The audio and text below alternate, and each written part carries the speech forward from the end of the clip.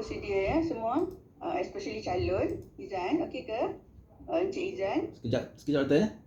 Okey, saya kira kita boleh terus ya. Kita boleh terus kepada cara yang seterusnya lah, iaitu pembentangan daripada pelajar Saudara Hizan bin Wahid, ID number 750302110. Sorry. Itu IC ya. 5645, ID number pelajar 2016897094 dengan tajuk kajian tesis beliau Wakaf sebagai Medium Pemilikan Hartanah Melayu. Tanpa membuang masa, kita persilakan Saudara Izan untuk membentangkan. Dijemput. Bismillahirrahmanirrahim. Assalamualaikum warahmatullahi taala wabarakatuh. Rabbi shrah li sadri wa yassir li amri wahlul 'uqdatam min lisani yafqahu qawli. Yang berusaha Dr. Rafi'ah, pengurusi sesi Viva pada pagi ini, yang saya amat hormati barisan panel penilai, iaitu Profesor Dr. Azman bin Abdul Rahman, Dr. Muhammad Kamal Azman Jusoh dan Profesor Dr. Tajul Arifin. Yang saya hormati dan saya sayangi kedua-dua orang guru saya, penyelia saya, iaitu Profesor Madya Dr. Muhammad Dani dan juga Profesor Madya Dr. Nurul Huda Sahari, dan seterusnya barisan urustia. Saya telah memulakan pengajian saya pada bulan September 2016 dan selama lebih kurang 5 tahun tajuk tesis saya telah berevolusi beberapa kali dan akhirnya sehingga detik dan ketika ini dimuktamadkan atas tajuk Wakaf sebagai Medium Pemilikan Hartanah Melayu. Berikut adalah isi kandungan presentasi saya dan fokus tumpuan saya akan diberikan kepada signifikan kajian, dapatan kajian, rumusan dan cadangan kajian saya. Sedikit latar belakang kepada barisan panel penilai. Hakikat yang perlu kita terima di negara kita adalah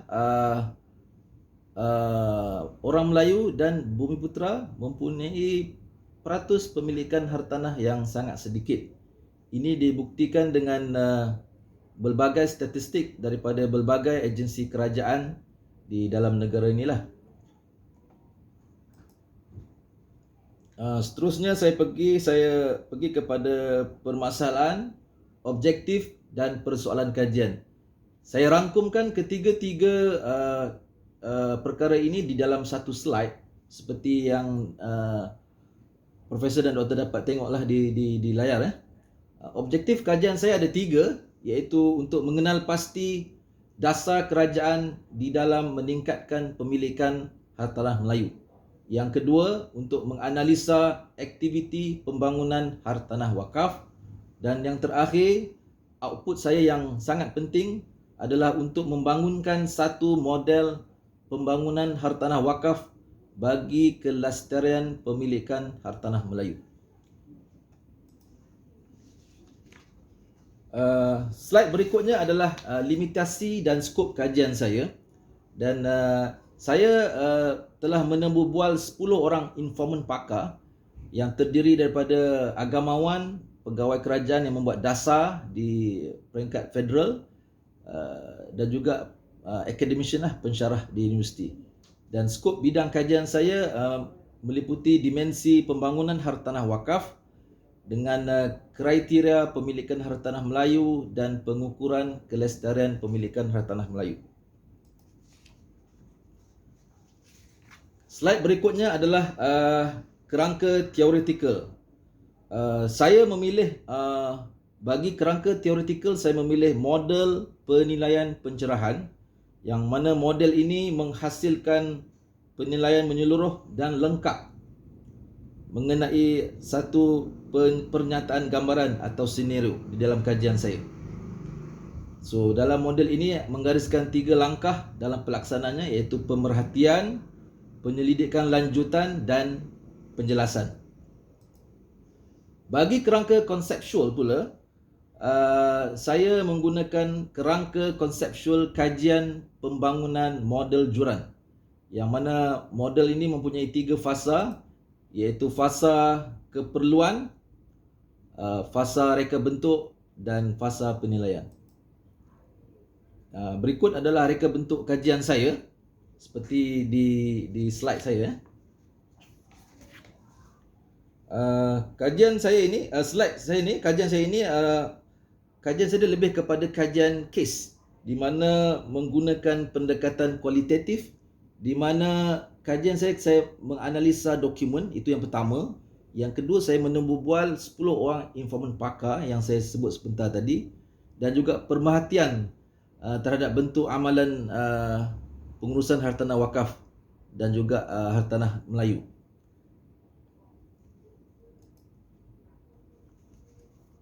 Slide seterusnya adalah ringkasan terhadap metodologi kajian saya. Ada tiga persoalan kajian saya, iaitu yang pertama, apakah dasar kerajaan dalam meningkatkan pemilikan hartanah Melayu. Yang kedua, bagaimana aktiviti pembangunan hartanah wakaf.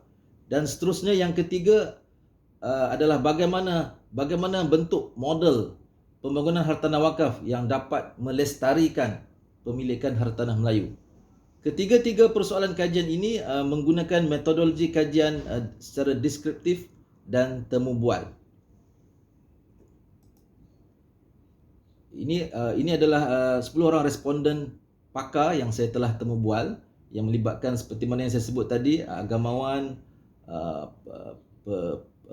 pembuat polisi dasar di peringkat persekutuan, agensi Majlis Agama Islam Negeri dan agensi pelaksana wakaf, dan juga academician.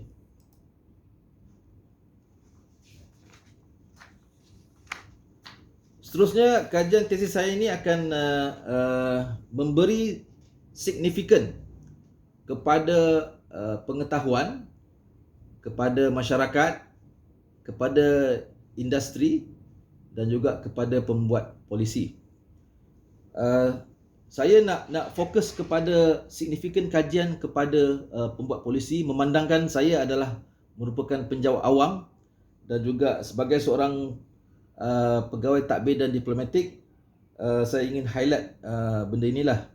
Setelah tamat tempoh pengajian saya pada bulan Disember tahun lepas, saya telah diamanahkan di 2 tempat strategik. Iaitu yang pertama, 9 bulan yang pertama selepas saya tamat pengajian, saya ditempatkan di Kementerian Pembangunan Usahawan dan Koperasi, di mana di kementerian ini saya menerajui Seksyen Pemerkasaan Bumiputera. So, semasa 9 bulan di seksyen ini, saya telah diamanahkan untuk berkolaborasi dengan pihak teraju untuk come out dengan satu plan, satu blueprint, iaitu tindakan pembangunan Bumiputera ataupun TPB 2030, di mana dokumen ini merupakan salah satu dokumen yang akan membantu wawasan kemakmuran bersama lah. Iaitu wawasan kemakmuran bersama ini adalah dasar terkini kerajaan Malaysia pada ketika ini. Dan di dalam dalam TPB 2030 ini ada 7 bidang keutamaan, yang mana salah satu bidang keutamaannya melibatkan wakaf dan juga tanah rizab Melayu. Seterusnya, 2 bulan yang terkini saya telah ditempatkan di Pejabat Tanah dan Galian Negeri Selangor, di mana saya telah diamanahkan untuk di bawah salah satu bahagian di bawah pentadbiran saya adalah bahagian pembangunan, yang mana bahagian pembangunan ini salah satu fungsinya adalah menyelaras dan menyelia tanah rizab Melayu dan juga tanah wakaf di negeri Selangor lah.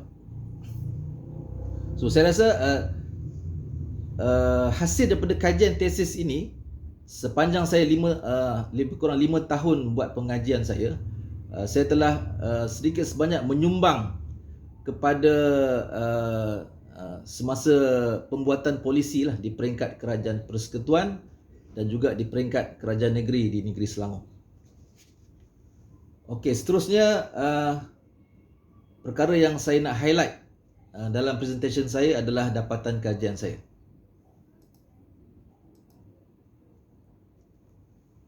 Saya mempunyai 3 objektif, iaitu yang pertama, kalau saya boleh zoom terus, yang pertama iaitu untuk mengenal pasti dasar kerajaan di dalam meningkatkan pemilikan hartanah Melayu. Seperti yang saya mentionkan sebelum ini, segala tindakan kita dalam kerajaan persekutuan ataupun dalam kerajaan negeri harus dan semestinya merujuk kepada perlembagaan Malaysia lah. So segala bila kita nak keluarkan apa-apa akta ataupun apa-apa enactment, rujukan utama adalah perlembagaan Malaysia. Dan ya, Slide berapa banyak? slide ada 20, lebih kurang 28. Betul. Okey, awak ringkaskan dia. Boleh. Sebab sebenarnya kita dah baca dah ni. Kita Oh, nak, okey. Semua dah baca. So, tidak nanti lama sangat. Okey, baik. Fokus kepada, maknanya tak perlu pendetailan lah. Baik. Berapa?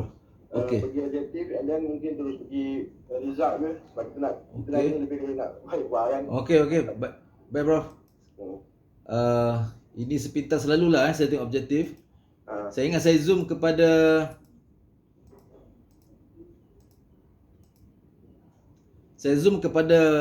output yang terpenting dalam kajian saya, iaitu model pembangunan hartanah wakaf bagi kelestarian pemilikan hartanah Melayu. So, penghasilan model ini melibatkan analisa saya menggunakan perisian Atlas T lah. Jadi, hasilnya adalah saya telah come out dengan 18 tema utama, dan 18 tema utama ini saya telah bahagikan kepada 6 kumpulan, iaitu pengaruh politik dan kerajaan, pengurusan dan pembangunan projek, keuangan, Melayu, kelestarian dan perspektif Islam. Saya berpandangan model pembangunan hartanah wakaf yang saya telah hasilkan ini mampu untuk melestarikan pemilikan hartanah Melayu.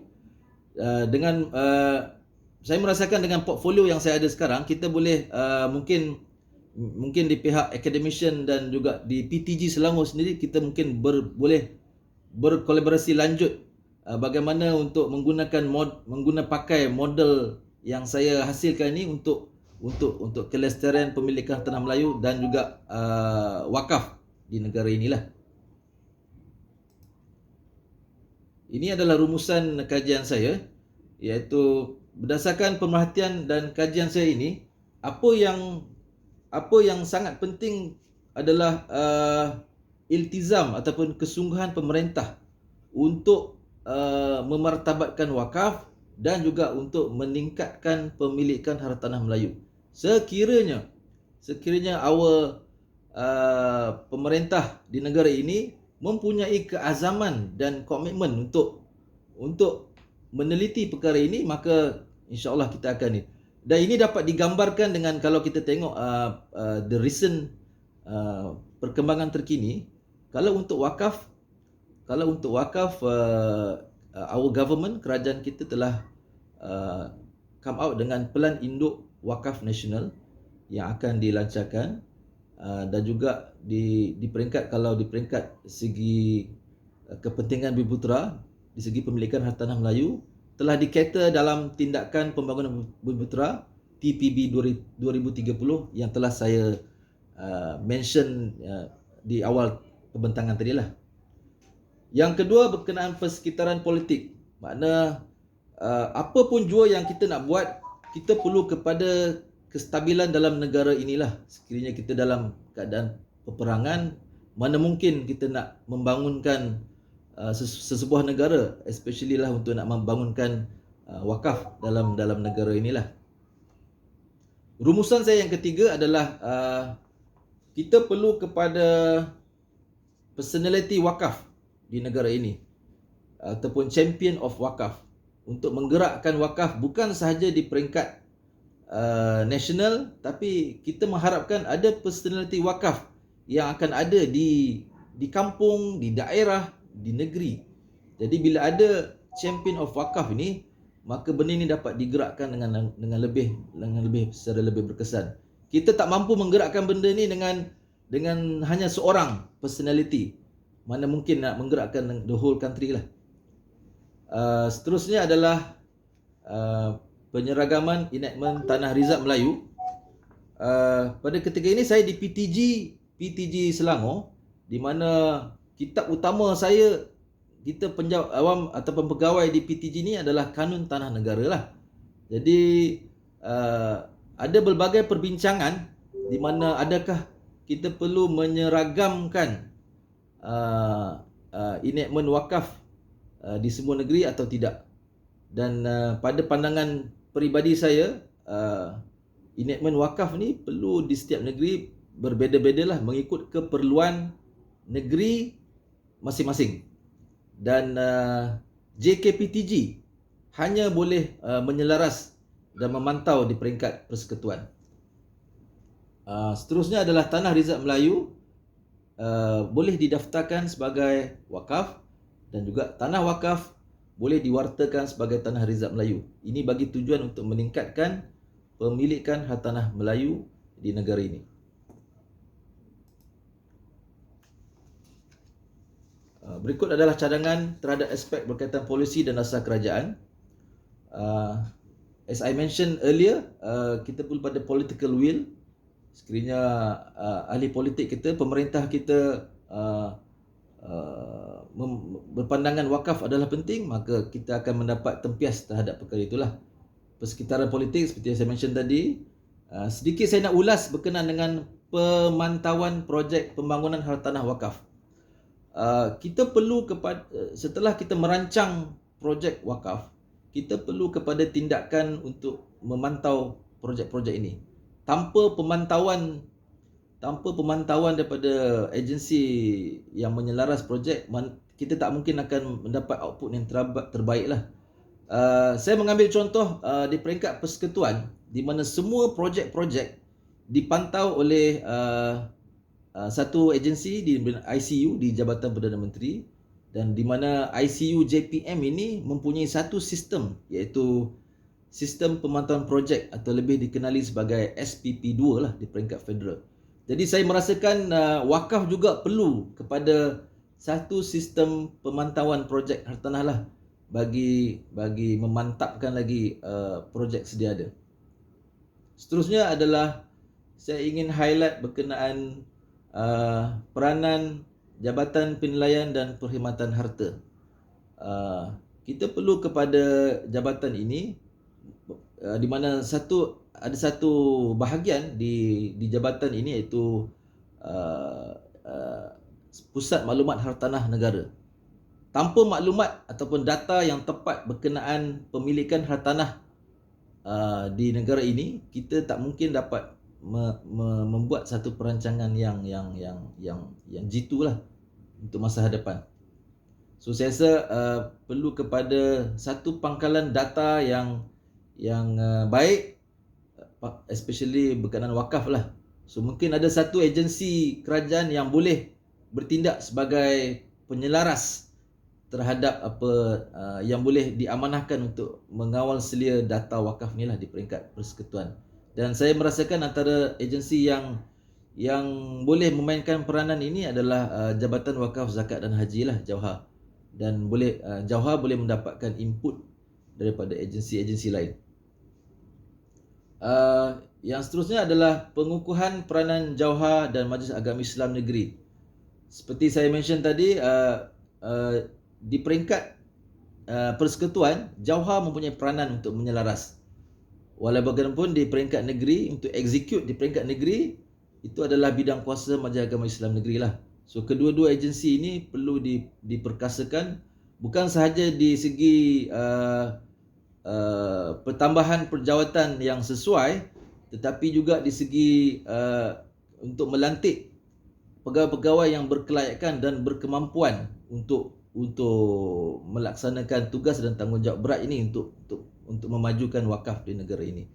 Sebagai contoh, seperti Jabatan Wakaf Zakat dan Haji ni, saya merasakan kita perlu kepada profesional untuk mentadbirnya. Di samping ahli agama dan agamawan, kita perlu kepada profesional seperti arkitek, jurutera awam ataupun accountant yang bertauliah yang boleh berperanan dalam jauhar secara lebih efektif untuk memartabatkan wakaf di negara inilah.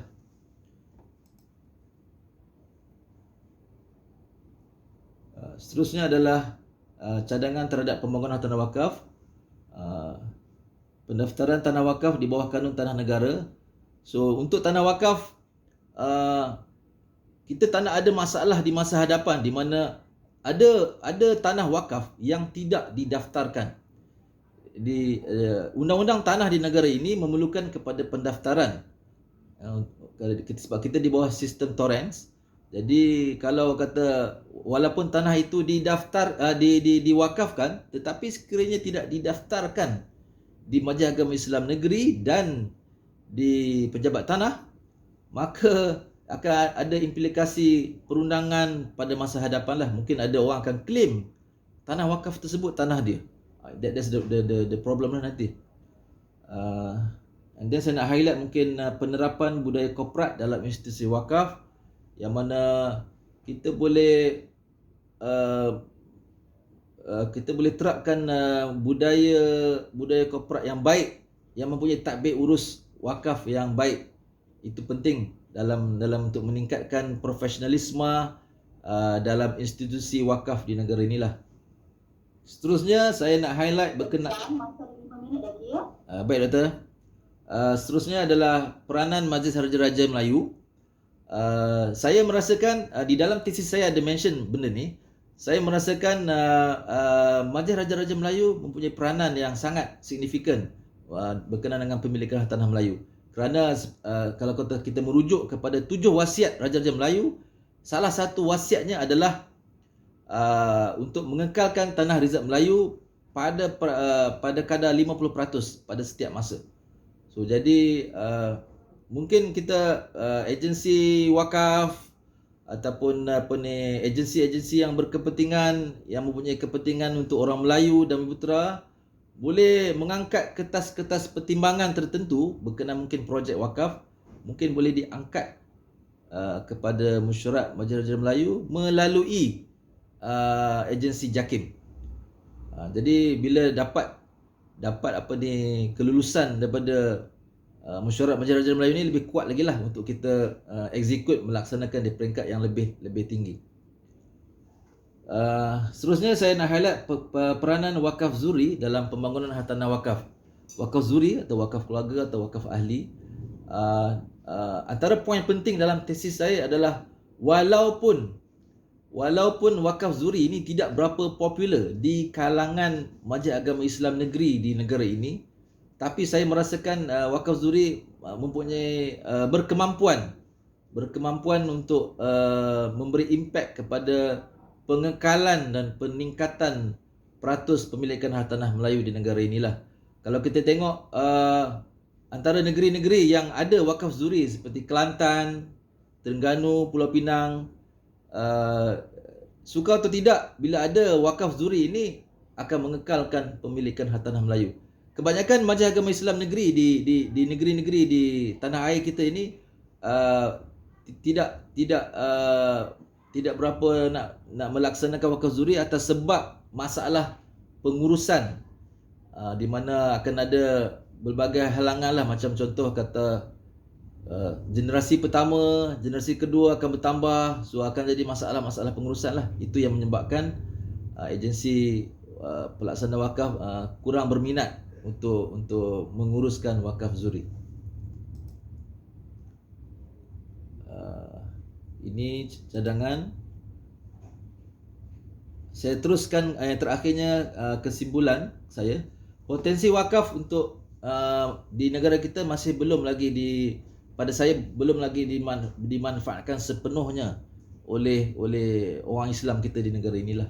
Itu pandangan peribadi saya. Yang kedua, wakaf mampu berperanan dalam meningkatkan pemilikan hartanah Melayu, seperti mana dalam tesis saya dan juga perbincangan saya sebelum ini. Yang ketiga, poin bulat ini adalah bulat penting saya dalam tesis ini, mana keazaman politik ataupun political will yang akan menentukan hala tuju wakaf 10-20 tahun akan datang. Kalau pemerintah tak berminat dengan wakaf, akan bermasalah lah. Sekurang-kurangnya perlu ada pernyataan di dalam rancangan Malaysia kelima berkenaan wakaf ni. Ini pada ketika dan detik ini kita tengok kerajaan kita ada memainkan peranan lah. So macam contohnya recently dalam pembentangan bajet 2022,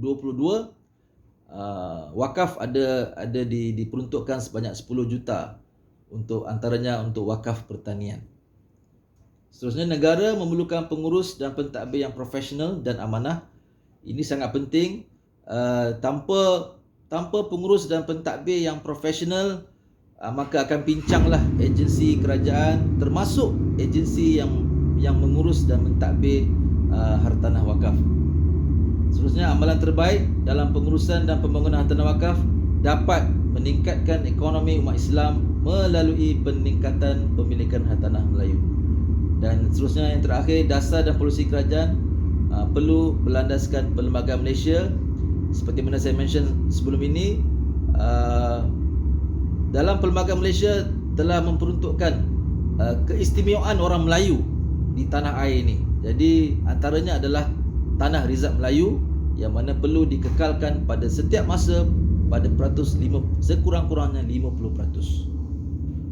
Saya rasa untuk awalan itu sahaja daripada saya, Dr. Rafiah. Sekian, terima kasih. Okey, terima kasih banyak Cik Izan Wahid di atas pemaparan kajian beliau. Tahniah diucapkan di atas pembentaran tadi. So kita terus kepada sesi soal jawab. So saya persilakan panel siapa ya nak start dulu? Tapi Pak Tajul lah jawab. Ya, kita hormati tetamu kita yang paling jauh datang daripada seberang sana, Profesor Tajul Arifin. Dipersilakan untuk memberi komentar ataupun pertanyaan ataupun idea untuk penambahbaikan. Dipersilakan. Baik, terima kasih. Assalamualaikum warahmatullahi wabarakatuh. Waalaikumsalam. Congratulations to Izan Wahid yang sudah menyelesaikan perbaikan-perbaikan. Saya juga ingin menyampaikan beberapa hal yang mungkin lebih bersifat umum ya. Yang pertama, nanti kita langsung aja dialog, tanya jawab ya oleh saudara Izan ini. Ini kesimpulan, coba kita udah masih di situ posisi ya. Jadi ini ada 6 kesimpulan. Penelitian disertasi atau tesis itu merupakan karya ilmiah tertinggi ya bagi kita, tertinggi, tidak ada lagi. Dan karena tertinggi maka nilainya juga harus tertinggi. Dan kegunaannya itu ada 2. Yang terpenting itu adalah nilai kegunaan dari aspek teoritik, pengembangan teori. Dan yang kedua, pengembangan atau manfaat dari aspek praktis. Saya bertanya, dari 6 kesimpulan ini, yang mana yang relevan pada pengembangan ilmu atau pengembangan teori? Prof bertanya sekarang Itu soalan Prof Bertanya dulu ya, jadi bertanya jawab langsung ya. Pada pandangan saya Prof, ke-6-6-nya penting Prof. Ke-6-6-nya penting ke arah untuk build the knowledge lah pada pandangan saya. Yang paling penting dan yang paling berhubungan dengan pengembangan teori tentang tentang pemilikan harta. Okey, kalau terpenting bagi saya adalah political will. Maknanya keazaman pemerintah untuk memartabatkan wakaf di negara ini. Sekiranya pemerintah kita mempunyai keazaman politik untuk memartabatkan wakaf, contohnya seperti memperkasakan agensi kerajaan yang mentadbir wakaf dan juga memberi peruntukan yang sewajarnya kepada agensi pelaksana wakaf, maka secara tidak langsung pembangunan hartanah wakaf akan lebih makmur dan maju di negara ini. Dan yang kedua saya rasa yang penting adalah segi pengurusan lah, pengurusan pentadbiran. Itu jawapan saya, Prof. Baik, ya. Itu sangat penting. Tapi sekarang yang lebih penting lagi, bagaimana keterkaitan penelitian saudara tentang wakaf sebagai sebuah medium ini dengan penelitian-penelitian sebelumnya, atau misalnya pendapat para ulama madhab, kemana keterkaitannya? Ini penting karena saudara kan kandidat PhD di dalam ilmu keislaman, ya, Islam. Coba hubungkan kemana? Dan kemudian ditunjukkan apa novelty, kebaruan dari hasil penelitian ini dibandingkan dengan penelitian-penelitian sebelumnya. Mungkin boleh juga merujuk ke negara lain, ya, tidak mesti di Malaysia. Soalan Prof tadi boleh saya pick up soalan tu?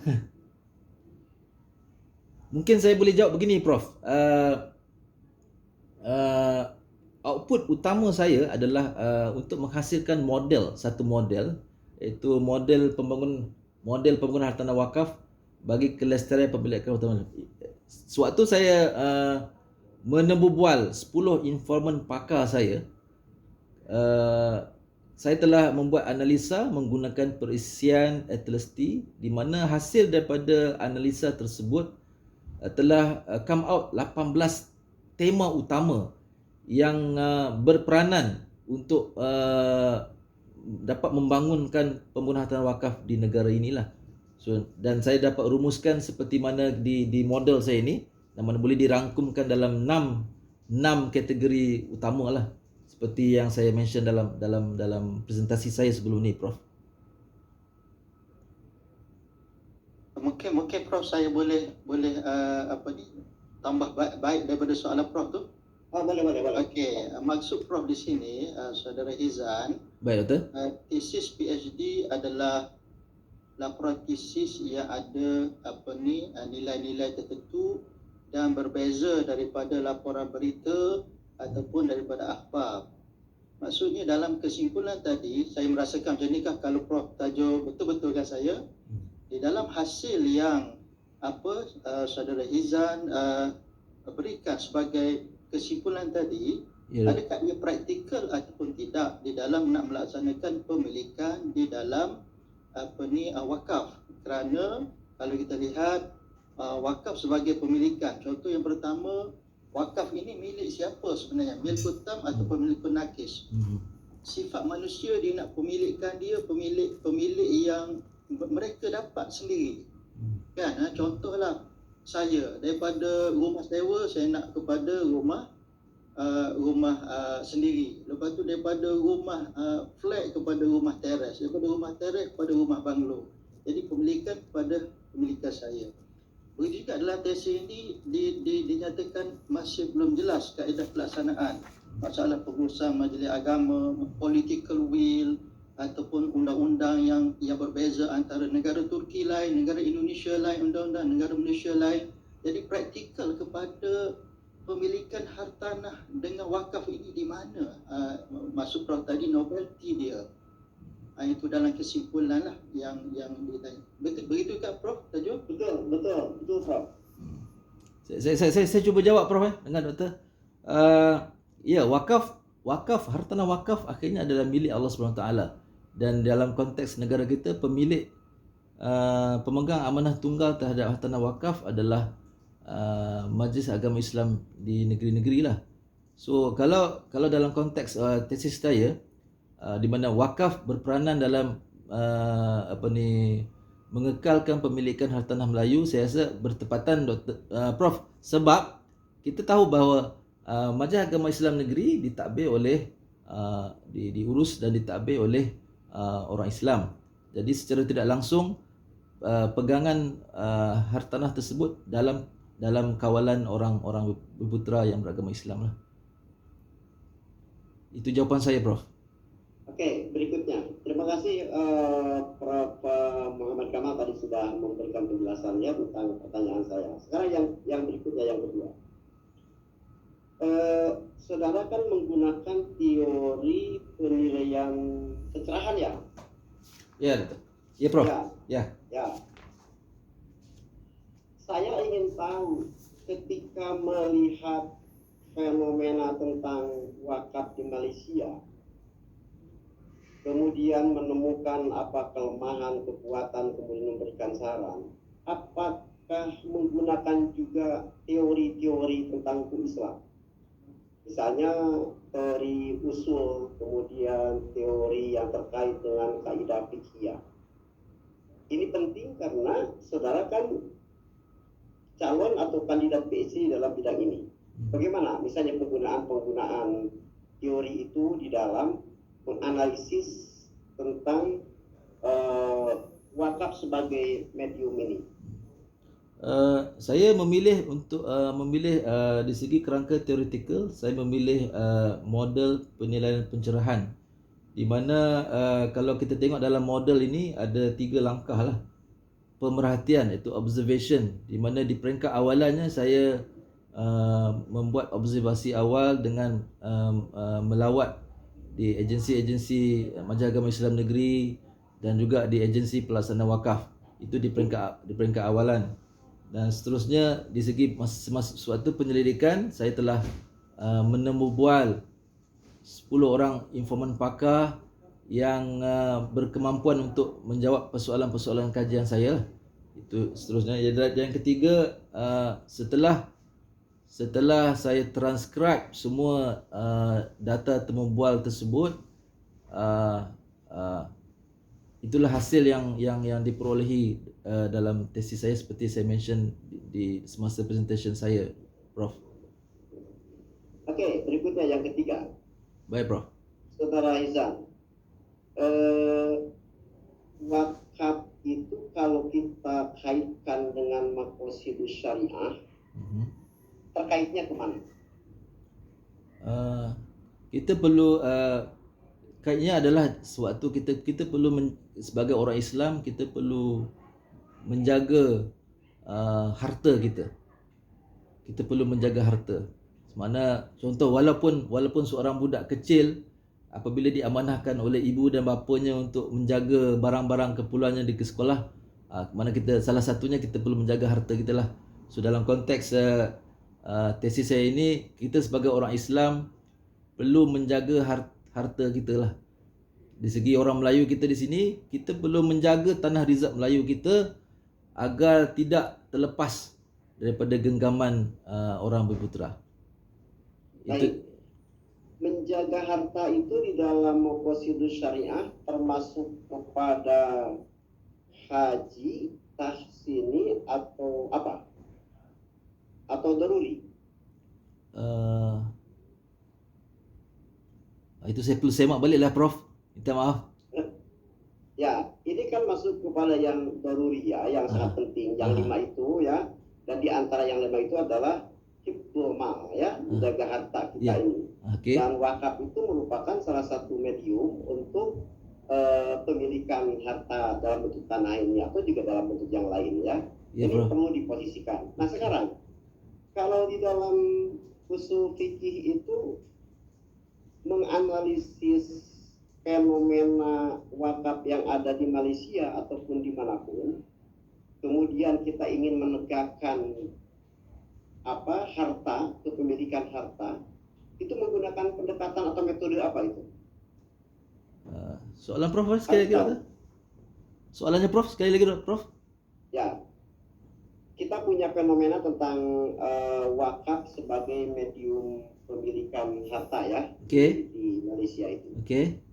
Kemudian saudara Hizal itu kan mengkritisi supaya apa? Supaya betul-betul kepemilikan atau wakaf ini tertegakkan dengan baik.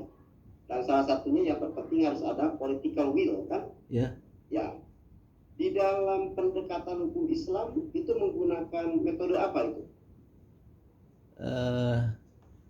Dalam Islam, pada pandangan saya, Prof, dalam Islam pemerintah perlu menjalankan tanggungjawabnya lah dalam mengurus dan mentadbir negara, sebab pemerintah ini telah dipilih oleh rakyat. Jadi semestinya salah satu peranan pemerintah yang telah dipilih ini adalah untuk menjaga kepentingan rakyat, termasuklah dalam kes di negara Malaysia ini kepentingan Bumi Putera harus diutamakan seperti mana yang termaktub dalam perlembagaan negara. Saudara Hizam, wakaf ini kan harus berjalan dengan baik ya, dari berbagai aspek, begitu kan? Ya, Berjalannya wakaf dengan baik sebagai sebuah medium untuk kepemilikan itu di dalam Islam disebut apa? Sekali lagi soalan Prof, kalau boleh saya ulang balik Prof. Berjalannya wakaf sebagai sebuah medium pemilikan harta itu, Okey. itu keinginan kita semua, Aha, betul kan? betul. Tapi sekarang belum berjalan dengan baik kan? Ya, berjalannya dengan baik yang diidealkan, yang dicita-citakan, yang diinginkan oleh kita semua, itu di dalam hukum Islam itu menggunakan metode apa? Kalau kita ingin menganalisis itu. Pandangan saya Prof, sebagai umat Islam di negara ini adalah kita wajib fardu kifayah kepada kita. Contoh dalam satu kampung perlu ada hamba Allah yang mampu berperanan untuk memertabatkan ekonomi, termasuk dalam urusan memertabatkan wakaf. Betul, tapi metodenya kita harus tahu ya, itu menggunakan al-maslahah ya, kemaslahatan. Pernah mendengar ya? Ya, Prof. Kepentingan. Ya, al-maslahah. Dan itu harus ditegakkan oleh kita semua ya, dalam rangka tadi hifdzul mal ya, menjaga harta. Oke, mungkin sekarang terakhir ya. Ini kecil tapi mungkin juga harus dipahami. Coba bacakan satu ayat Al-Quran terkait dengan wakaf. Saya kena rujuk pada tesis saya, Prof. Di luar kepala sudah hafal. Saya kena rujuk di tesis saya, Prof. Sejujurnya. Boleh. Okay.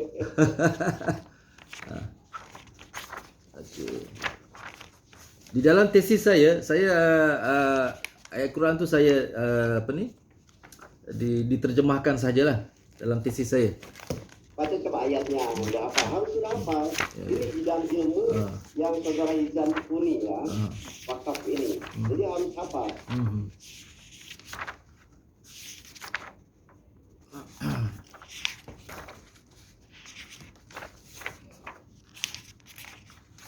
Membuang masa pula Prof mencari ni. Sekejap Prof.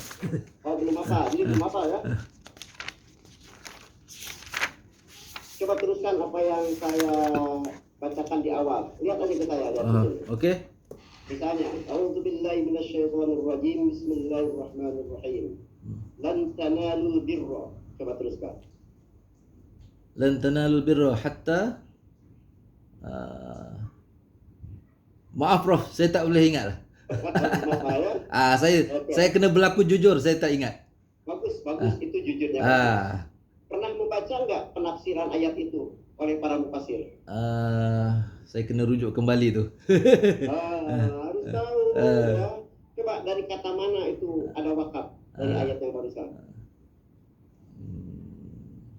Para ulama menurunkan ada wakaf dari kata yang mana dalam ayat yang barusan?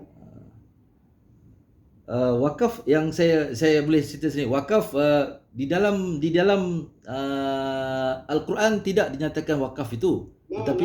Gini, makanya tadi apakah saudara Hizam sudah baca tafsir Al-Quran terkait dengan ayat yang tadi? Kemudian pertanyaan berikutnya, dari kata yang mana kemudian para ulama menafsirkan adanya wakaf dari ayat yang tadi? Jawabannya dari kata al-birra ya. Lan tanalul, coba ulang lagi ayat yang tadi. Lan tanalul birra hatta tunfiqu mimma tuhibbun ya. Jadi dari kata tunfiqu, lan tanalul birra hatta tunfiqu, infak, dan bagian dari infak itu adalah ada di dalamnya adalah wakaf. Itu harus dipahami ya, nanti dipahami sekali oleh saudara. Ada nggak hadis, satu lagi pertanyaan terakhir, hadis yang hafal ada nggak tentang wakaf? Saya tak hafal Prof, sejujurnya saya tak hafal. Saya Oh, apa tidak yang hafal, ya? ya ya. Oke, baik. Ya, harus ya. Jadi begini, saudara nanti akan dihadapkan pada pengujian yang lebih berat ya di masyarakat. Kita ini PhD di bidang hukum Islam dan punya keahlian di bidang wakaf. Jadi tidak boleh nanti di masyarakat ditanya tentang ini kemudian jawabannya seperti begitu, tidak boleh ya. Baik Prof. Jadi, artinya harus belajar terus dan harus ingat menjadi PhD itu bukan akhir dari sebuah proses belajar, tapi merupakan awal dari lebih serius lagi untuk belajar.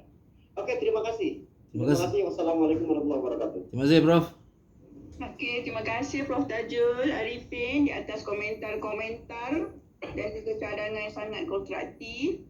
Nanti Prof ya, kita boleh pergi ke round kedua, round ketiga sekiranya Prof masih ada lagi soalan ataupun komentar yang ingin diberikan kepada calon ya. Terima kasih Prof untuk round pertama ni.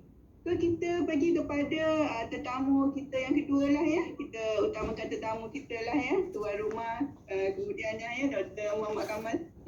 So kita jemput tetamu kita yang kedua, Prof Azman Abdul Rahman daripada Husin. Silakan Prof. Bagi Dr. Kamal lah. Saya tutup ya sikit saja. Okey, tak apa lagi Dr. Muhammad Kamal, dipersilakan. Okey, terima kasih Prof Nadia serta Azman. Sepatutnya kita tuan rumah ni kita kita tak akhir lah. Okey, ini Dr. Rafiah, kita ikut round kan? Maknanya ini umum dulu. Lepas tu kita tengok satu-satu. Macam tu kan? Boleh. Okay. Saya akan buka pada penilaian sekiranya masih ada soal jawab. Round pertama, round kedua. Boleh ke? Kalau senang berhabis je Dr. Kamal. Saya memang tak ada second round dah. Oh, tak ada second round. Baik, kalau tidak undur-undur nanti dia jam 5 dengan Jumaat. Kalau Baik. kita pergi ikut mula-mula tajuk, kemudian ke bawah boleh ya? Tersegar apa Boleh. tersegar Dr. Kamal nak betul saya. Jadi senang, tidak 2 kali pula. Sekali ya. Okey, saya nak tanya mungkin panel lain pun boleh terus tambahlah. Saya nak tanya Saudara Hizan, wakaf sebagai medium pemilikan. Ini muka pertama lah kan, wakaf sebagai medium pemilikan hartanah Melayu.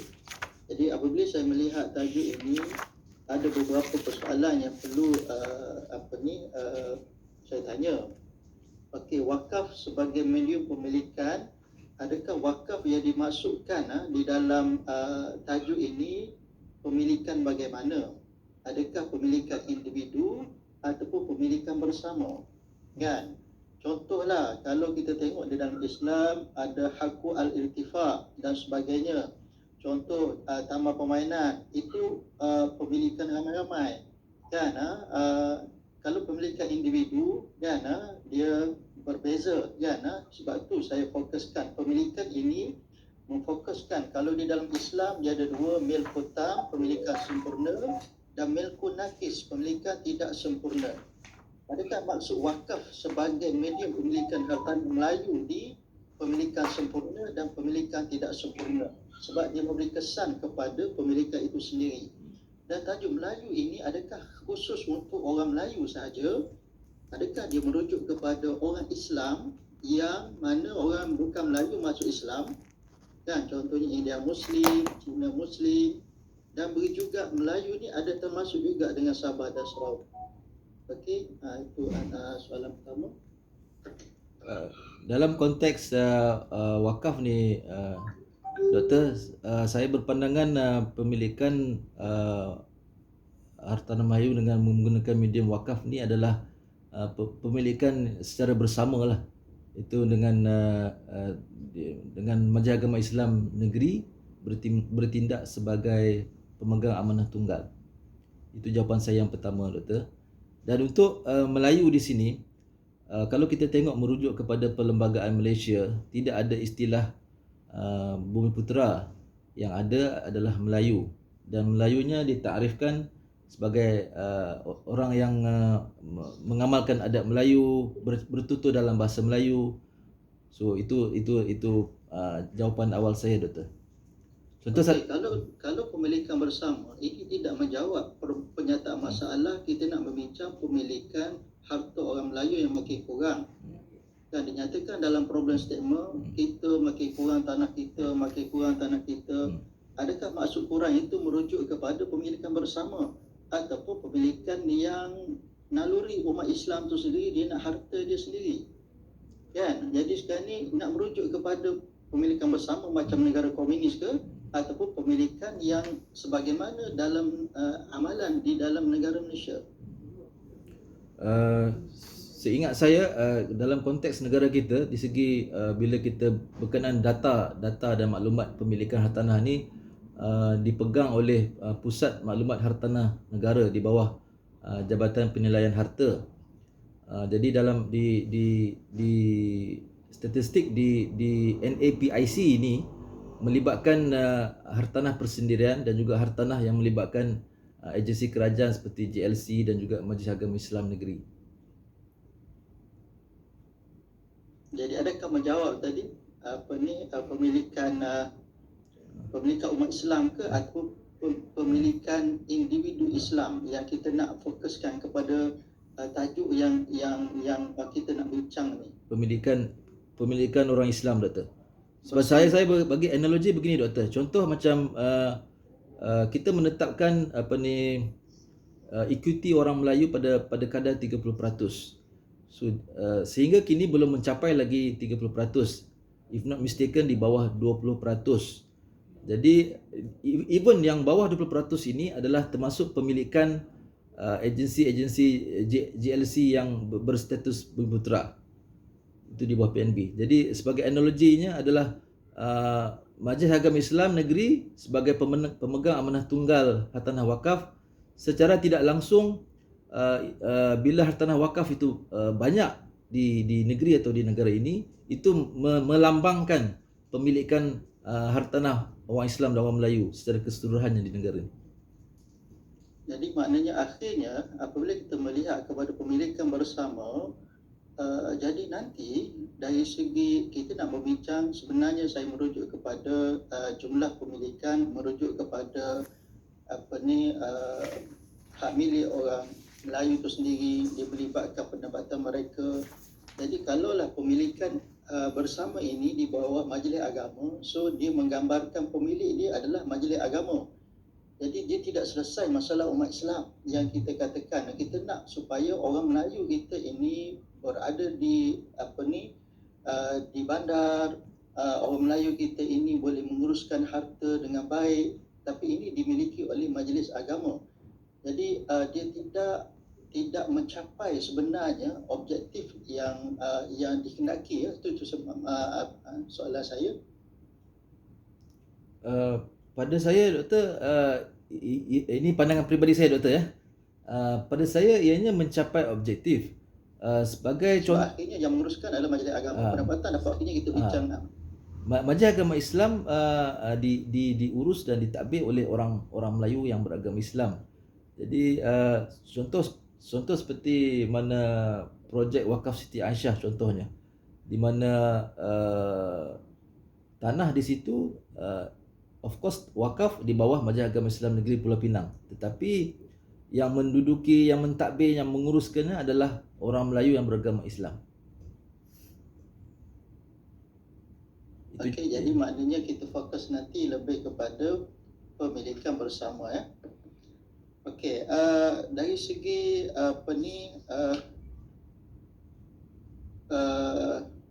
literature review, kan, kalau kita lihat literature yang ada ni lebih memfokuskan kepada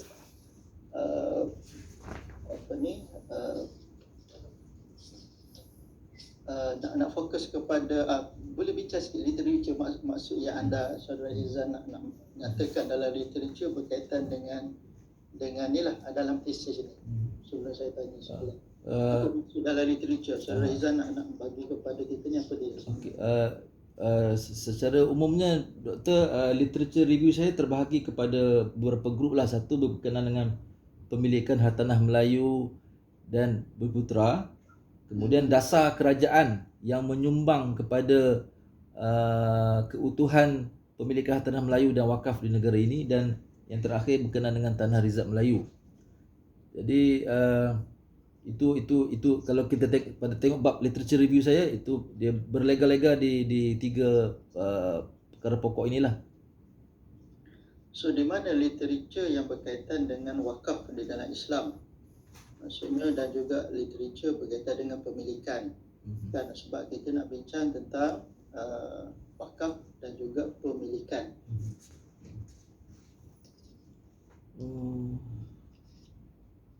Sebab macam Prof juga tadi, kita bidang agama, kita perlu ada landasan ilmu ataupun ialah ilmu yang berkaitan dengan agama, yang berkait dengan literature ini antaranya. Antara saya mungkin saya boleh senaraikan literature review saya lah yang ada dalam tesis saya yang berkenaan dengan wakaf.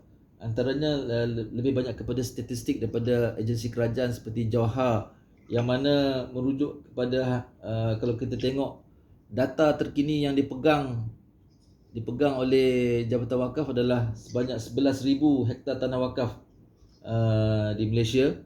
Dan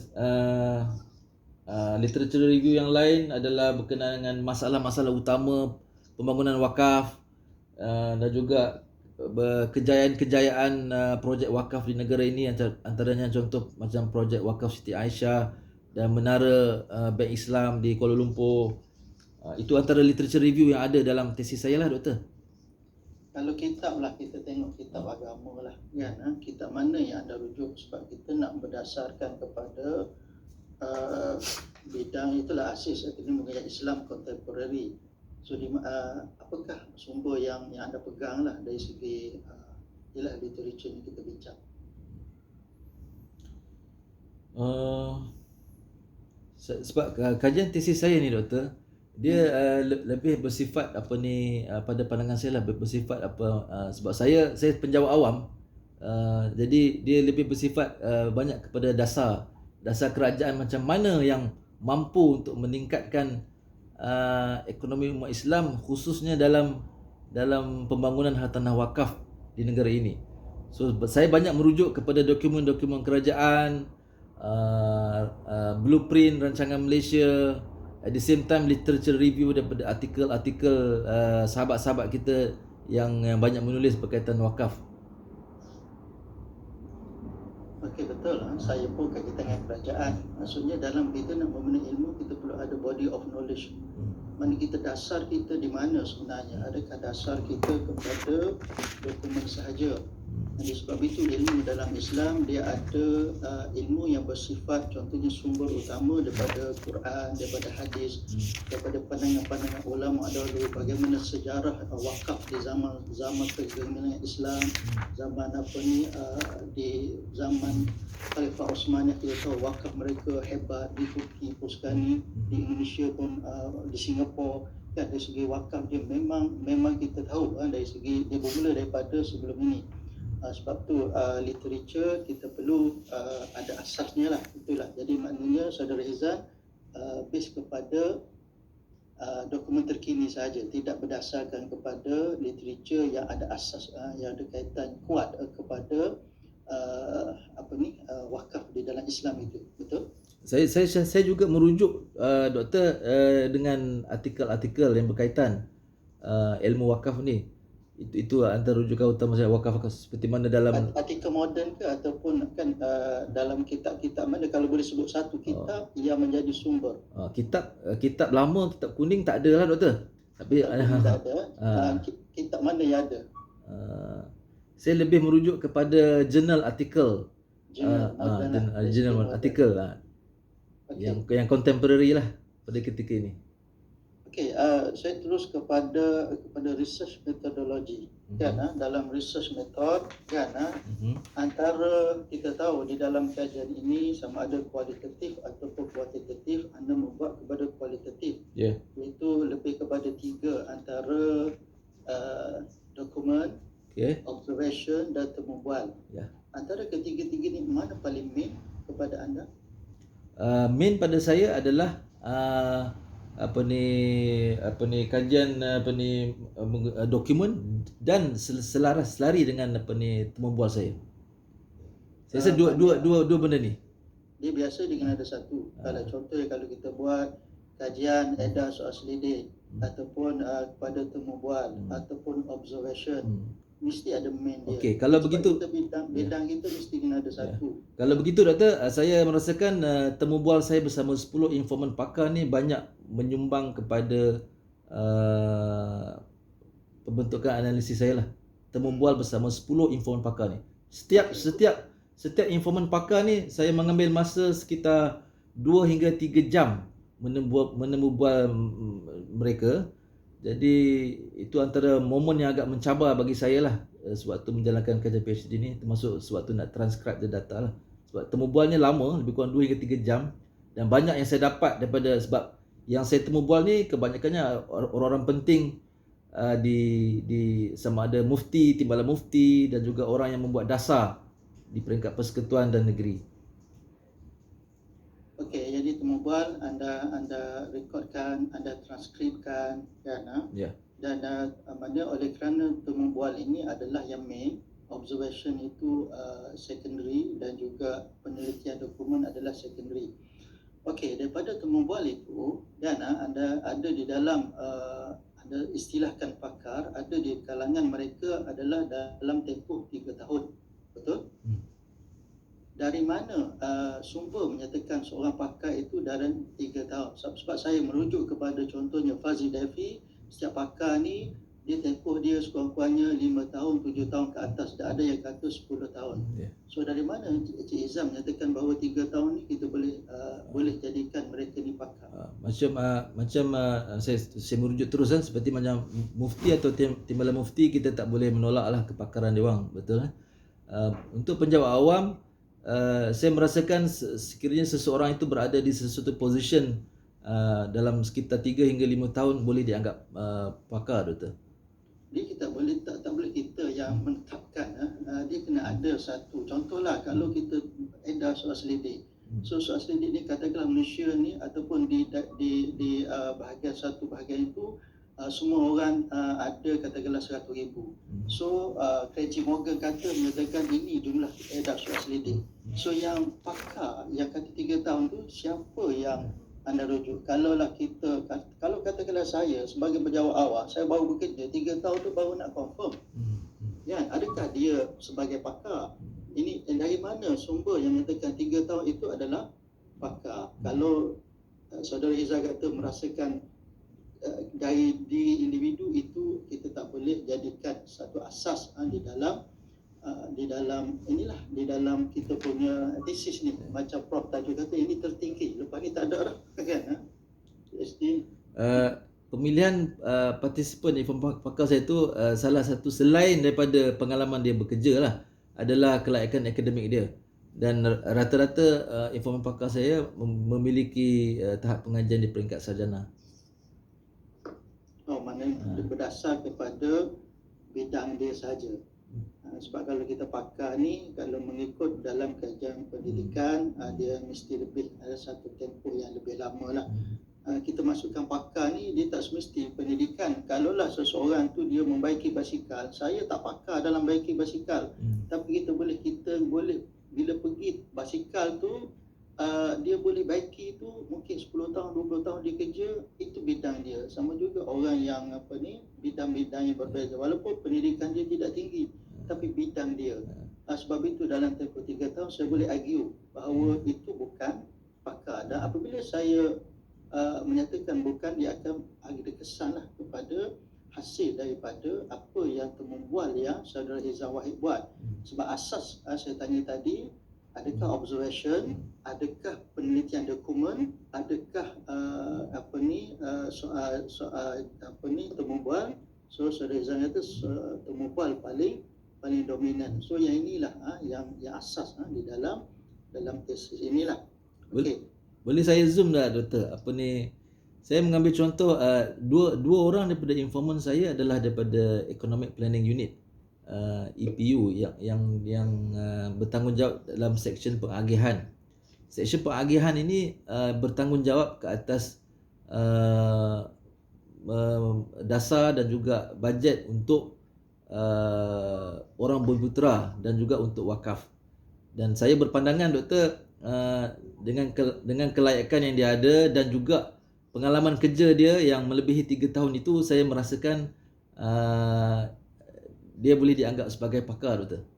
Cuma yang inilah dalam muka surat 86, perenggan yang kedua, ketiga responden pakar tersebut mestilah mempunyai pengalaman sekurang-kurangnya 3 tahun dalam pengurusan dan pembangunan hak tanah. Sebab tu saya merujuk kepada tesis. Bukan saya tanya ni, bukanlah kita tanya yang umum. So dalam tesis ini menggambarkan saudara meletakkan 3 tahun. Ya. So dari mana sumber itu? Kan itu okey. yang saya nak tanyalah. Baik. Okey, dalam model pembangunan hartanah ini dalam wakaf kan, selain daripada Malaysia kan, boleh tak saudara Izan bagi tahu kepada panel bagaimana model pembangunan hartanah wakaf di Turki dan Indonesia dari negara lah, sebab ni anda bidang PhD wakaf, jadi perlu tahulah mana benda ni, basic knowledge lah. Kan, boleh terangkan kepada panel. Saya mengambil contoh macam Turki. Turki, apa yang saya tahu, memang daripada dia lahir sehinggalah hamba Allah ni meninggal, menggunakan instrumen wakaf dalam pengurusan dan pentadbiran dia. Jadi saya tengok kita, negara kita belum mencapai ke tahap apa yang diamalkan oleh negara Turki, yang mana darah daging orang Turki ni memang wakaf lah kan. Itu yang saya difahamkan. Macam kita masih jauh lagi untuk sampai ke tahap itu. Saya mengambil contoh macam mungkin saya ada dapat info di mana ada anak-anak Turki yang mana apabila dia orang pergi ke tadika, contohnya ke sekolah, dia akan membawa buku, bawa pensel, bawa pen, pembaris, dan apabila sampai ke sekolah, semua barang-barang ini letakkan satu tempat, dan di mana barang-barang tu boleh dikongsi secara bersama oleh semua anak-anak ni. Dan kalau kita tengok penerapan wakaf tu dibuat dari peringkat kecil lagi lah, mana di peringkat di negara kita belum sampai ke tahap itu lagi. Itu antara yang saya nampak lah. Betul. Asas kepada perbezaan itu apa dia? Kalau boleh simpulkan dalam perkataan yang pendek. Budaya wakaf tu telah diterapkan daripada kecil, betul. Saya rasa yang paling penting undang-undang. So Turki, contoh Indonesia, undang-undang wakaf dia tidak ada kaitannya dengan dia ada bebas. Maksudnya undang-undang yang bebas. Mungkin Prof Tajo boleh betulkan saya, undang-undang Indonesia, wakaf Indonesia berbeza dengan Malaysia kerana Malaysia ini undang-undang dia berada di bawah Kanun Tanah Negara, di bawah Majlis Agama dan ada kaitan dengan raja-raja. Jadi kita terikat. Ini yang menyebabkan untuk melaksanakan wakaf adalah satu perkara yang begitu sukar. Mungkin Prof betul? Betul, ya. Ya.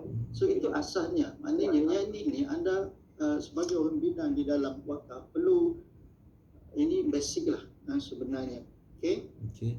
Jadi oleh kerana dia kaitan dengan soalan yang berkait dengan robustness of the thesis.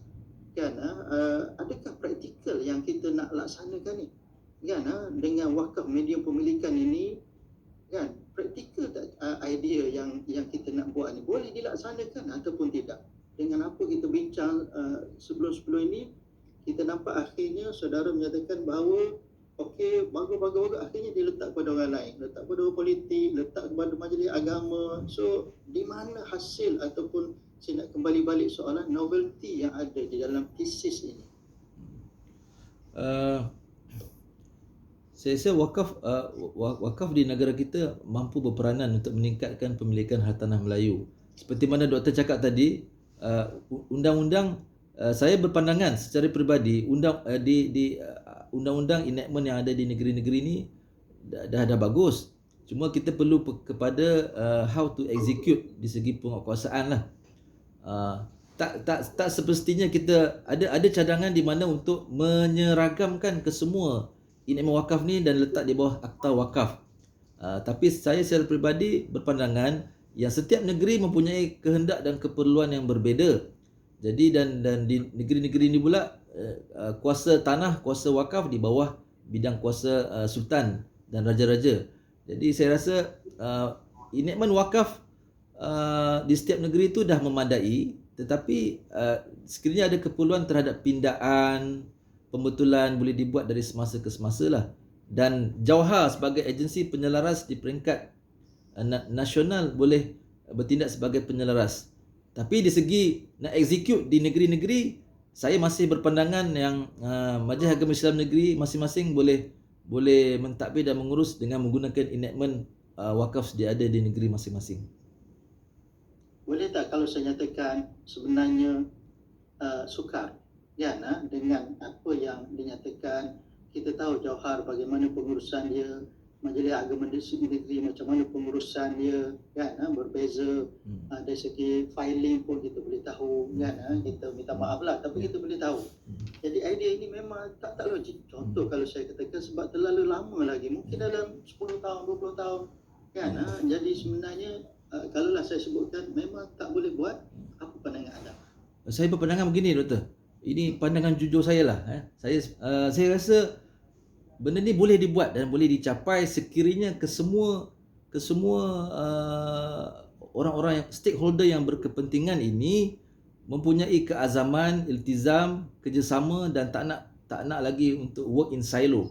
Jadi saya berapa tahun? Tahun berapa yang anda rasakan boleh buat? 2030, 2040? 2030 barangkali, Doktor. Selaras dengan wawasan kita. Jadi bandanya itu yang tidak ada novelty-nya di dalam TC ini. Kalaulah kita fokus kepada kepada undang-undang, apakah kajian undang-undang?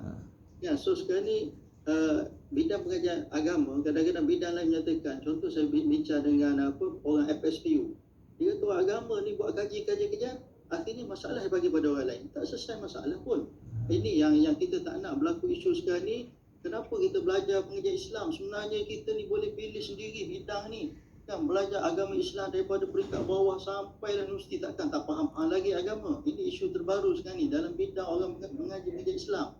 Tapi sebenarnya sebenarnya bidang pengajian Islam ni minal mahdi ilal lahdi, daripada buaya hingga ke liang lahat. Ini yang kita nak supaya kita ada satu yang jelas dan juga ada signifikan lah kepada ilmu. Okey antara yang terakhir walaupun ini saya bagi pada yang lain dalam dalam technical saya nak di sini terus masuk dalam ni kalau writing style tu dah tengoklah nanti lain spesies, size. Cuma dari segi rujukan tu, oleh kerana dalam ini anda ada sebut antara bukunya Abu Ishaq Ash-Shatibi, ini antara satu-satunya rujukan bahasa Arab yang saya jumpa lah. Muwafaqah fi usul syariah, dia berkait dengan orang fikih ni. Jadi walaupun dalam rujukan ni tidak ada muka surat dan sebagainya, yang pertama sekali boleh apa kaitan ni yang anda rujuk ni dengan muwafaqah fi usul syariah ni untuk dalam tesis? Saya rasa saya merujuk kepada maqasid syariah, kepentingan pemilikan hartanah. Kepentingan kepada pemilikan hartanah. Okey. Dan ada dalam ni yang contohnya Ibnu Qudamah yang ada dalam teks Ibnu Manzur Al-Muqaris, ini dari segi kaum muslah perlu anda nyatakan. Okey, jadi itu lebih kurang daripada saya, Dr. Rafi'ah.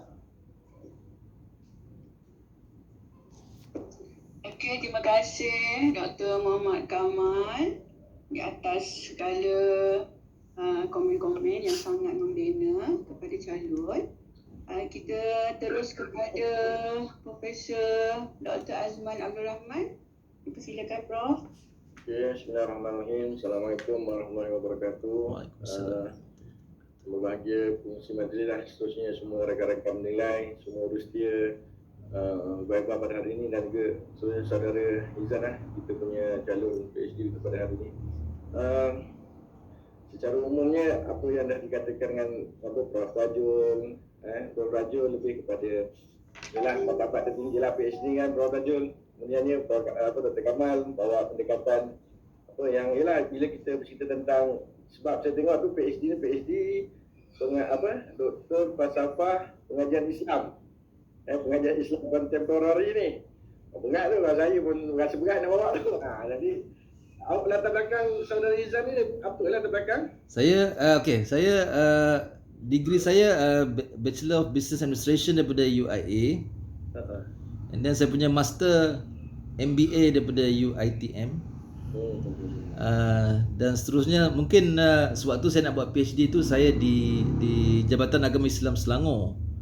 Masa tu. Jadi pada ketika itu I'm being offered real estate. Jadi memandangkan pada ketika itu di JAIS, saya zoom pada wakaf lah.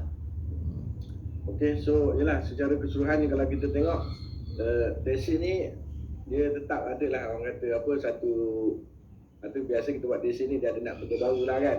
Kalau bahasa Arab dia katanya majadid apa yang baru.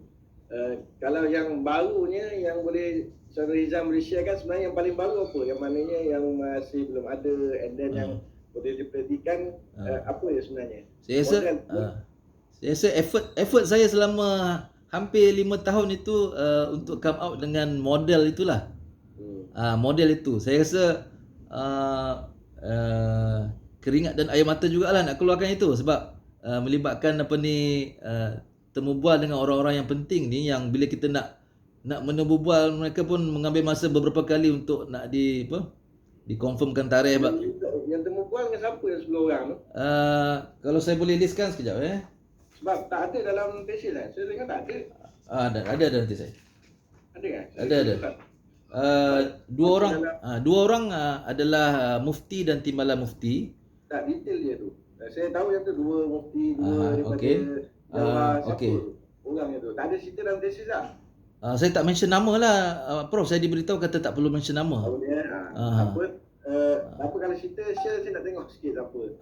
Kenapa dalam tesis tak tulis tapi contoh dua mufti apalah mufti and then lagi dua orang Yayasan Wakaf Malaysia tak ada Tak ada. Dua daripada Jauhar ada dua orang pegawai kanan yang mengetuai seorang yang mengetuai bahagian wakaf. Itulah sebab Yayasan Wakaf Malaysia pun tak ada tu. Ya. Saya mengambil informan dua orang daripada Jauhar, Prof. Itulah Jauhar ni sebab dia bertukar. Kan dia bertukar kemudiannya Jauhar ni lebih pada penyelarasan jelah. Tetapi pengarah bahagian wakaf ni dah lebih daripada 5 tahun lah. Yalah cuma tu yang Yayasan Wakaf Malaysia tu tak ada tu.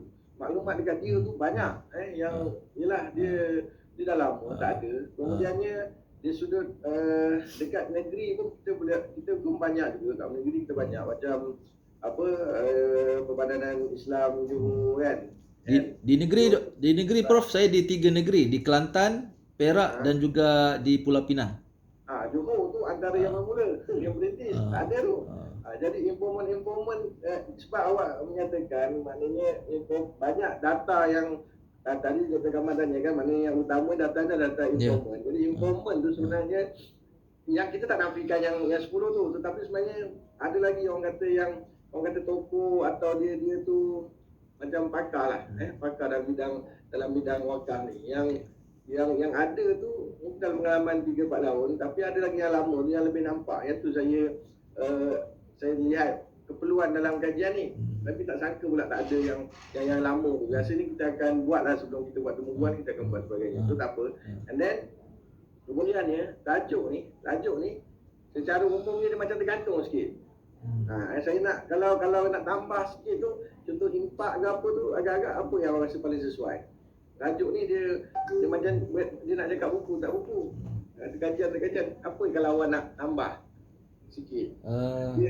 Tajuk awak macam apa tajuk dia? Wakaf sebagai medium pemilikan hartanah Melayu. Macam tu. Nampak dia macam dia macam ada sikit tu. Kalau nak tambah tu apa awak rasa berdasarkan kandungan yang awak buat tu. Saya nak tambah sikit, saya nak cantikkan supaya nampak tesis PhD. Tajuk ni dah berevolusi banyak kali. Yang ni yang terakhir. memang kita akan, kalau memang kita akan ubah ni, bukan ubah, kita akan tambah baik sikit lah dalam perkataan ke arah wawasan kemakmuran negara. Saya tak tahulah, tapi mesti ada. Sebab saya nak ada, dalam apa yang awak buat tu saya tak tanya awak. Tidak, nanti saya sendiri yang akan cadangkan. Saya sebab tesis saya ni dia lebih pada banyak dasar. Jadi saya rasa mungkin menjurus kepada dasar lah. Agak-agak kalau dasar terkini kerajaan Malaysia, wawasan kemakmuran bersama lah, WKB 2030. Nanti awak tengoklah, nanti saya serahlah, tengoklah kami akan bincang atau mungkin dekat apa, kita ada ni kan, semua orang penyelia mungkin akan bincang lah. Kena tukar tajuk ke Prof? Tak tukar, tapi saya nak tambah sikit bilang tu. Okey. Dia macam pemilikan Melayu, apa? Nampak tak? Dia macam tu. Okey, kemudiannya biasalah kalau apa-apa pun memang kita ada tulis 200-300 line dah. Tapi abstrak kita ni mula-mula siapa pun ni, kalau ikutkan dia akan baca abstrak dulu. Sebab abstrak ni dia menggambarkan 200 atau 300 line yang kita tulis. Jadi abstrak awak tu, satu nak beli abstrak permasalahan kajian. So permasalahan kajian kat abstrak tu tak clear. Yang tu memang kena olah balik. Permasalahan kajian tu, maknanya kita kata tu lebih bersifat umum. Permasalahan kajian tu mesti clear. Walaupun 3-4 baris. Yang ni paling susah ni orang kata. Orang kata kita boleh tulis 300 line. Tapi kita tak tulis slide. Kita nak tulis slide yang betul-betul perfect. Ni abstrak ni. Yang ni kena tu. Jadi permasalahan kajian tu dalam konteks abstrak tu 2-3 baris tu tak nampak. Dia lebih secara umum. Maknanya kita kata dasar kerajaan berkaitan dengan wakaf masih kurang gitu je kan. So kat situ saya nak kita tambah baik. Kemudian lepas masalah kajian, kita akan pergi kepada objektif kajian lah. Objektif kajian tu adalah 1, 2, 3 kan. Kemudian ni ketikanya kita akan pergi kepada metodologi. Sekarang ni metodologi ni pada mula ni, paling akhir ni dia bukanlah berterabur, dia istilah tau. Mana orang kena clear ni. Sebab kita ni dah peringkat last, maknanya kajian ni kuali ke kuanti? Kualitatif Prof. Okey, kuali ke kuanti. So dalam tu kena maklum tu, efek kuali kuanti. Kemudian kuali kuanti ni menggunakan kaedah apa? Istilah kita. Kaedah apa? Kaedah dokumentasi, kaedah temu bual, kaedah apa? Pemerhatian. Kan? Ni istilah tu. Kajian apa, kaedah apa. Lepas tu patent pula. Jadi istilah. Lepas tu lepas tu cerita pula. Kajian saja, kajian. Ada pula kajian perpustakaan. Kajian perpustakaan ni sebenarnya kajian kan tu kaedah dokumentasi. So pengistilahan tu kita kena clear, nanti pening tau. Nanti kita mungkin satu hari awak akan mengajar ke sebagainya kan. Orang akan tanya. So tak kena clear ni. Kajian kuali, kajian kuanti. Kemudian kaedah apa? Dokumentasi, temu bual, pemerhatian katakan. Kemudiannya yang deskriptif tu sebut sebagai apa? Kaedah deskriptif ke, induktif ke, tidak diguna apa tu? Maksudnya depan tu kaedah ke ataupun metod ke atau apa? Kemudian ada pula kajian lapangan. Betul pasal tak? Kajian lapangan tu apa? Kajian lapangan tu lain tu. Baca dalam abstrak. Awak tu akan ada. Kajian ini kajian dokumentasi dan juga kajian lapangan. Lapangan ni dah lain cerita ni. Kajian lapangan ni biasanya orang guna kuanti ni, guna persepsi dan sebagainya. Jadi kat situ tu, daripada abstrak tu, pergi ke metodologi dalam kita punya tesis dah. Dah ni dah. Sebab kalau orang tengok yang paling, kalau orang tengok secara umum ni abstrak. Jadi bila kita tak berapa tepat penggunaan istilah di sudut metodologi, nanti dia metodologi ni dia macam ni lah. Dia macam orang kata gear kita kan, gear 1, gear 2 kita tu. Dia yang menyusun kita. Benda-benda yang tu kena pastikan. So nanti susun balik. Mungkin dalam tesis tu betul lah tu, tapi dalam kedudukan dalam abstrak tu. Maksud Prof, saya betulkan di abstrak lah Abstrak lah kalau awak mengasalkan dalam yang tu. Tak ada saya tahu yang mana awak guna yang abstrak, awak guna yang kandungan. So kita tengok balik, kita tengok dalam kandungan tesis tu. So yang tu kan. Yang tu yang sebenarnya yang tu akan menampakkan tau. Maknanya PhD awak, kalau saya baca, saya akan baca kat abstrak tu. Itulah PhD awak. Kalau kat situ abstrak tahu ke tepat, kandungan ni belum pasti lagi. Kemudian hasil kajian lah. Hasil kajian mesti ada. Dari hasil kajian ni kita beritahu terdapat banyak hasil kajian, terdapat banyak cadangan. Dia apa dia? Apa dia? Jadi biasanya kita kena letak 1, 2 yang paling utama. Okey, kajian ini mendapati perkara, okey, 1, 2, 3 katakan, ataupun 1 atau 2, tengoklah. 1, 2 yang paling utama. Kemudian dia termasuk juga cadangan lain. Kan? Jadi 1, 2 tu tak kena ada. Satu dua tu nak kena ada. Tapi banyak orang macam tu lah. Terdapat banyak cadangan yang ada apa dia. Ni orang baca abstrak ni. Bila kata mendapat hasil mendapati bahawa dasar polisi yang dibangunkan ini. Baru tak ni? Baru dah orang akan baca tu orang terus. Nak cari. Tu orang nampak dia punya strategi abstrak ni. Dia tengok terdapat banyak cadangan. So dia tak tahu apa cadangan tu.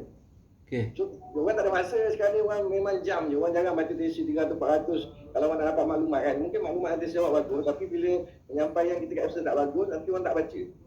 Jadi, ni apa dia yang paling hasil kajian? Orang kata ada lebih kurang 6 perkara tadi, letak 1-2 yang paling utama. Kemudian dia kata, nanti dia akan baca lah. Benda-benda ni yang kita tengok aspek ni perlu dicantikkan lah. Okey? Baik Prof. Okey, kemudian dari sudut penggunaan bahasa kan. Penggunaan bahasa ni adalah saya baca-baca macam contoh kita kalau kita nak kadang-kadang memang kita tengok apa amalan yang semasa yang ada di kerajaan, di pembuat dasar sebagainya, ada isu-isu yang kita kata tak bagus dan sebagainya. Tapi jangan guna istilah tak bagus tu. Guna istilah negatif tu dalam bentuk positif. Orang kata maknanya dapat gini namun ruang-ruang penambahbaikan boleh dilakukan dalam konteks dasar dan sebagainya. Kita boleh kata mana sehingga kita ada polisi kerajaan tak buat, itu kita macam blame dia orang. Sebab kita akhirnya nak balik-balik dia orang. Kita blame atau orang balik-balik dia orang. Itu dia nampak tu. Mulai Zaya kata dah dapat data saya, orang marah dia balik. Waktu kita pula nak kata gini, tak boleh. So kena berhati-hati dengan penggunaan istilah tu.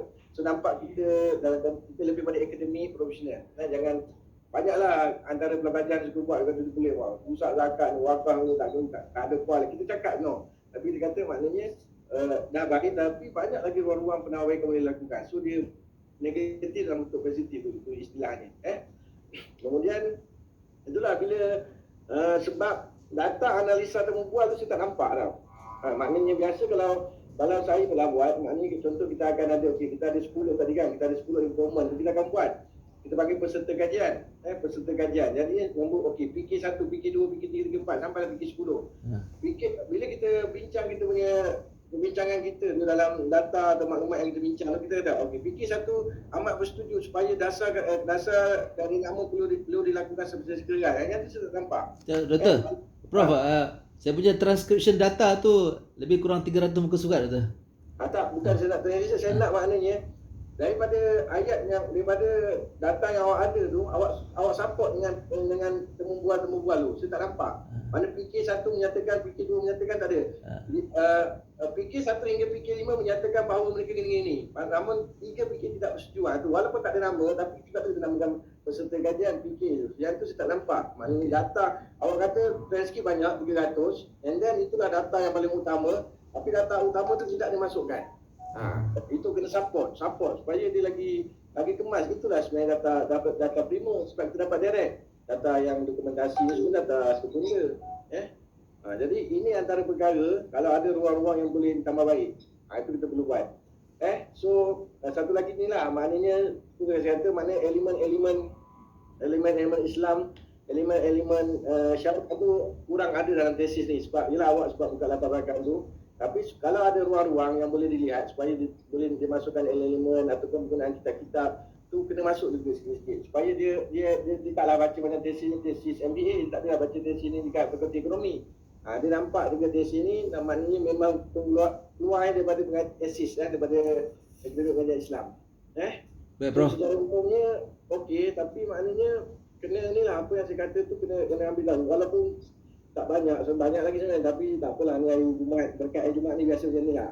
Maknanya yang utama saya nak tekankan metodologinya, itu abstraknya, yang tu insyaAllah dia akan kemas lah. Kemudian kita akan fikirkan tajuk yang paling cantik lah. Kalau bila mungkin lepas ni nak keluar buku dan sebagainya. Okey, saya selesai lah Dr. Rafiah. Terima kasih Prof. Okey, terima kasih Prof. Dr. Azman Abdul Rahman di atas cadangan-cadangan yang bernas untuk mencantikkan lagi penulisan calon kita Rizan. Harap saudara Rizan ambil maklum. Terima kasih banyak Prof. Okey, saya pergi kepada round sekiranya masih ada. Saya beri peluang kepada penilai round yang kedua. Profesor Tajul Arifin, ada apa-apa lagi? Idea, penambahbaikan ke komentar? Saya pergi ke round yang kedua. Ya, Prof. Terima kasih, terima kasih. Saya menginginkan nanti ada semacam penajaman ketika menggunakan teori untuk menganalisis data, sehingga nanti novelty-nya itu bisa betul-betul kelihatan ya. Ini adalah tesis PhD, jadi harus melahirkan sesuatu yang sangat penting dan menunjukkan bagaimana kehebatan di dalam penggunaan teori ketika menganalisis data yang ada. Terima kasih, itu saja. Terima kasih Prof. Tajo. Okay, terima kasih Prof. Kita pergi pada Dr. Muhammad Kamal. Masih ada ruang lagi untuk komentar. Okay, terima kasih Dr. Rafiq. Saya nak bantu saudara Izan. Dalam abstrak itu anda boleh baiki metod baris yang ke 1, 2, 3, 4, 5, 6, 7, 8, 9, 10, 11, 12, 13 baris yang ke 14 ya. Data metod temu bual dan metod lawatan. Mungkin tak ada metod lawatan kot. Ini adalah metod observation aku. Mungkin itu kena tukarlah sebab tak ada pun dalam nanti kita akan jumpa metod lawatan. Satu lagi saya nak, oleh kerana fokus kepada kajian ini lebih kepada metodologi kualitatif kan, metod kualitatif yang mana kita tahu saudara Hizan daripada MBA. So kalau deskriptif dengan inference kan, biasanya memang kalau setengah fakulti dia kata deskriptif saja ke sampai ke tahap PhD kan, contoh kan. So mungkin saudara Hizan boleh kongsi dengan panel, dengan saya, bermula dengan metod pertama tu iaitu dokumentasi kan, kemudian observation.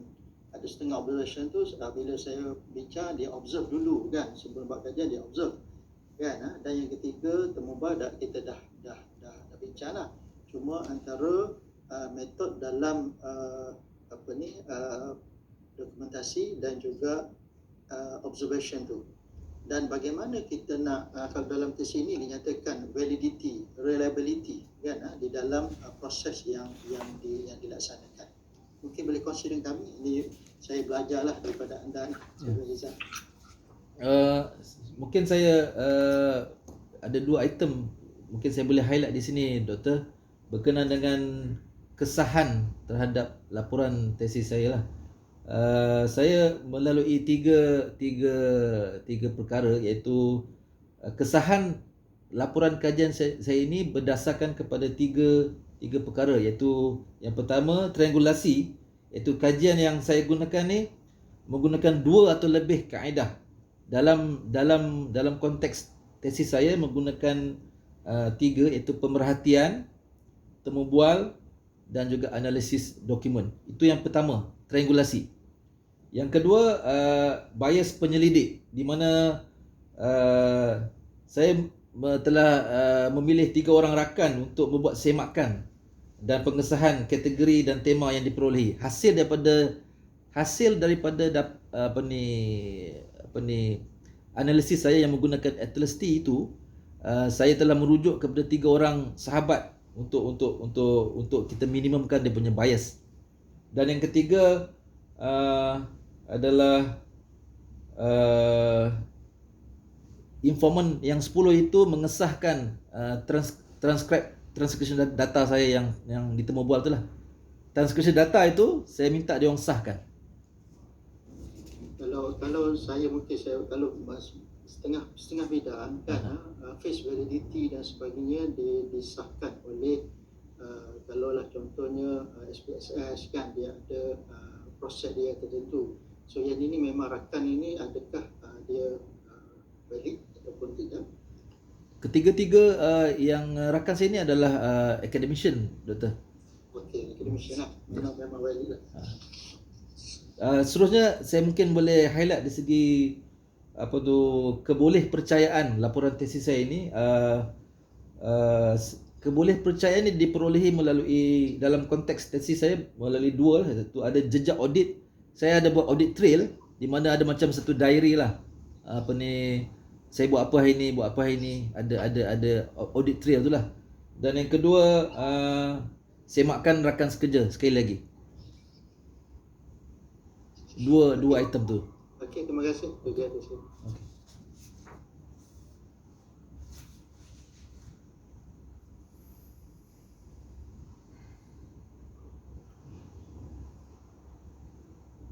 Ada lagi ke Dr. Muhammad Kamal? Dah okey dah.